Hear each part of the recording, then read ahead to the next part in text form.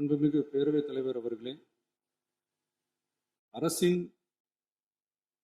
தனி தீர்மானத்திற்கு ஆதரவு கருத்து தெரிவித்து அனைத்து மாமன்ற உறுப்பினர்களுக்கும் எனது நன்றியை தெரிவித்துக் கொள்கிறேன். மாண்புமிகு எதிர்க்கட்சி தலைவர் அவர்கள் பேசும்போது அரசின் தனி தீர்மானத்தில் ஒரு கருத்தை சேர்க்க கோரியுள்ளார். அது குறித்து கீழ்கண்ட கருத்தினை பேரவைக்கு தெரிவிக்க விரும்புகிறேன்.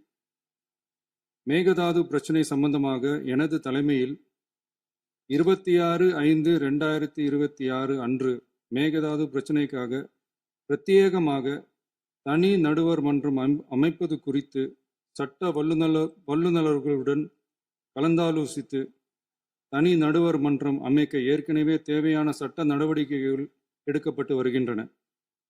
எனவே எதிர்க்கட்சி தலைவரால் அளிக்கப்பட்ட கருத்தினை 4வது பத்திக்கு அடுத்து கூடுதலாக சேர்க்கலாம் என மாண்புமிகு பேரவைத் தலைவர் அவர்களை கேட்டுக்கொள்கிறேன்.